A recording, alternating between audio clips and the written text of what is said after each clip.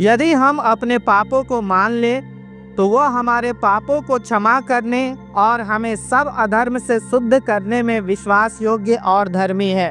पहला यूहन्ना 1 अध्याय और 9 वचन।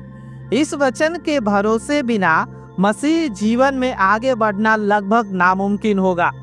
जैसे जैसे हम अनुग्रह में बढ़ते हैं, हमें अपनी पूरी पापीपन का गहरा एहसास होता है। हमें पापों से तुरंत शुद्ध होने का कोई तरीका चाहिए, नहीं तो हम हमेशा अपराध बोध और हार में डूबे रहेंगे।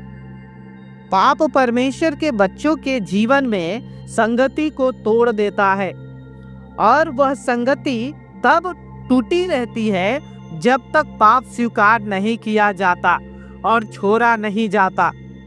जब हम पाप स्वीकार करते हैं तो परमेश्वर अपने वचन के प्रति विश्वास योग्य होता है। उसने क्षमा करने का वायदा किया है, वह क्षमा करने में धर्मी है। इस वचन का मतलब यह है कि जब हम अपने पापों को स्वीकार करते हैं तो हम जान सकते हैं कि रिकॉर्ड साफ है, हम पूरी तरह से शुद्ध हो गए हैं, कि खुशहाल पारिवारिक भावना बहाल हो गई है। जैसे ही हमें अपने जीवन में पाप का एहसास होता है, हम परमेश्वर की उपस्थिति में जा सकते हैं और यीशु मसीह के नाम से पापों की क्षमा प्राप्त कर सकते हैं। पहला पत्रस 2 अध्याय और 24 वचन।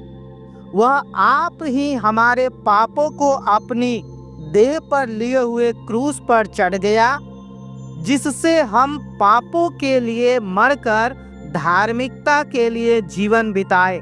उसी के मार खाने से तुम चंगे हुए।